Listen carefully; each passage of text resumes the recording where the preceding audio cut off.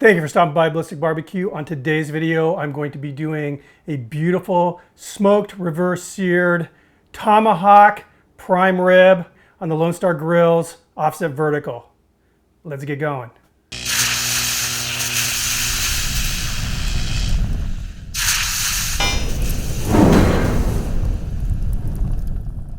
So here's that gorgeous standing rib roast. It was sent to me by Matador Prime Steaks. 9 3/4 pounds. As you can see, it still has those big old tomahawk bones on it. So this thing is epic. I'm going to go ahead and apply the seasoning, but before I do, a couple little shout outs. First of all, one of my subscribers, her name is Jessica, sent me this. It's like a, one of those travel coffee mugs, but it also came with a pretty resilient plastic straw. This thing is such high quality. I mean, look at that. It's got that kind of a wood grain look to it, and I'm very grateful. It was a really nice surprise. Jessica has an Etsy store, so give her some love. I'm going to apply the link down below. Secondly, I want to talk about the seasoning I'm going to apply. This is not an endorsed plug. I'm telling you that right now. I stumbled upon this stuff, and it's awesome. It's Rio Grande Gourmet Seasonings, and this is a very, very unique spice blend that I found, and it's so awesome on beef. They're calling it Monterey steak rub, steak seasoning, but look at this. This doesn't look like the Monterey steak seasoning that we're all kind of used to seeing. It's got just such heavy grains of salt in here, black pepper, then a bunch of herbs, which has, that kind of a greenish color to it, and there's seeds in there. I mean, this stuff, it's a really good product that I like to talk about when I find a good product. So I'll have a link down below. Check it out. Anyway, let's get this stuff applied. And this steak's already kind of plenty, juicy enough, I guess, on the outside. So I'm not applying any type of bind or anything.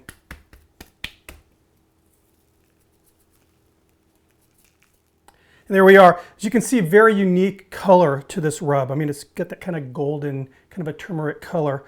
A little bit more about this rib roast, because I didn't really say as much as I probably should have, but it is USDA prime, and flash back to the image of it without the seasoning on. You can see the marbling on this is just insane. So this is going to be good, guys. It's going to be good. So I have the offset out there preheated. Drag all this stuff out to the backyard, and I'll meet you out at the pit. I'm going to be running my pit low today. We're cooking between 200 225. I will not be exceeding 225 degrees. I am burning a blend of pecan and almond wood on this cook. And as soon as that internal temperature of the roast hits 125 degrees, I'm going to pull it off, get this fire stoked up a little bit more while the meat is resting. Then we're going to sear it off on this grill feature that this Lone Star offset has.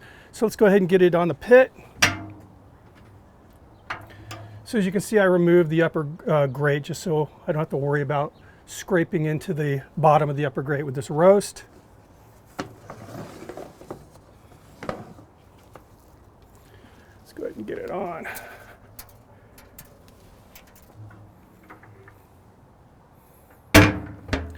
Again, I will be inserting a temperature probe in here, 125 degrees. See you guys in a bit. Okay, we're a little bit more than 4.5 hours into this cook.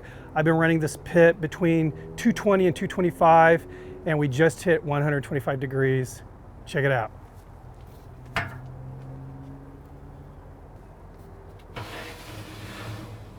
What I'm going to do now is pull it off the pit, take it in, let it rest a little bit. In the meantime, I'm going to add some lump to the firebox, bring up the temperature underneath that griddle. Then we're going to come out and sear this thing off in beef tallow. See you guys in a little bit. All right, guys, I apologize for the lighting. It gets dark so early out here.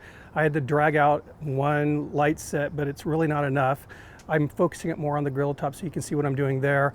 I have some beef tallow melted, and we are going to sear this off on the griddle in some beef tallow. It's going to push the flavor of this beautiful rib roast over the top. It's just going to add even more rich, beefy flavor. Let's get going before we run out of all light. So here's that beef tallow.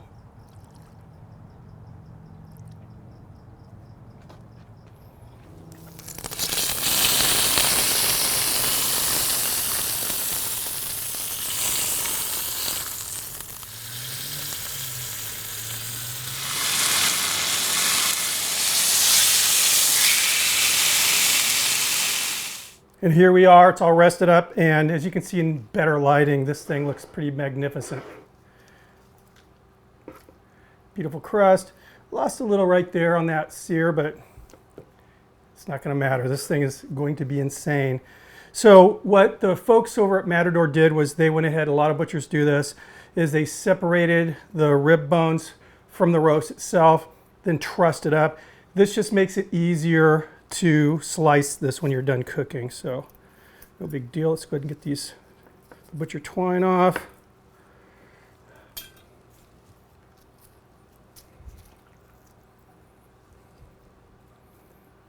Smells amazing. Right, we'll go ahead and lift the hood here. The final cut on the roast itself from the bones. And here we are. This is my son, what he wants for dinner tonight.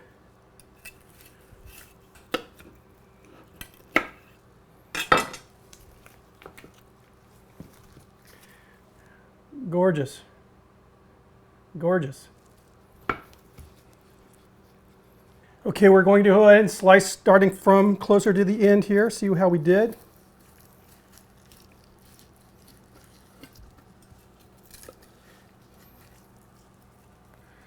Not bad. It's very juicy. Medium rare, but close to medium. It's going to get rarer as we get towards the center, obviously.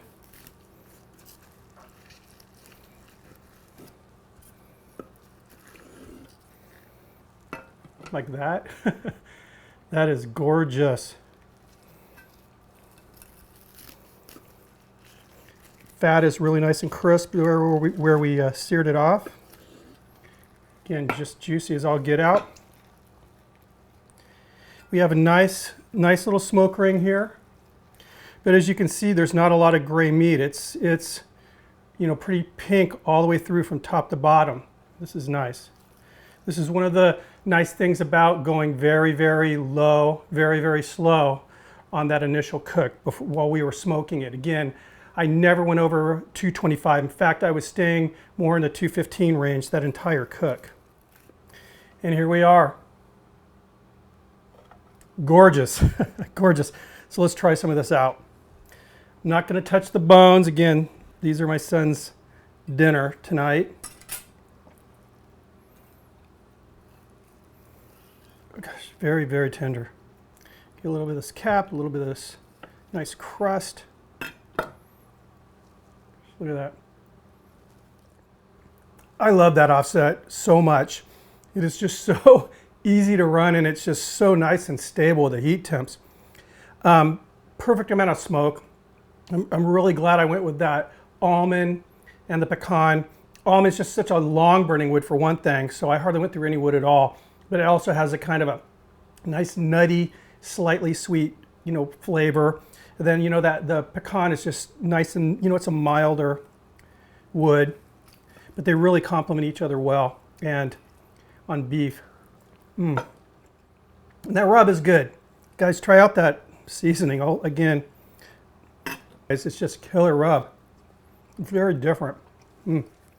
Thanks for stopping by. Keep the suggestions coming in. Give me a sub, and again, if you want notifications, ring the bell. All right? See you in the next video. Cheers.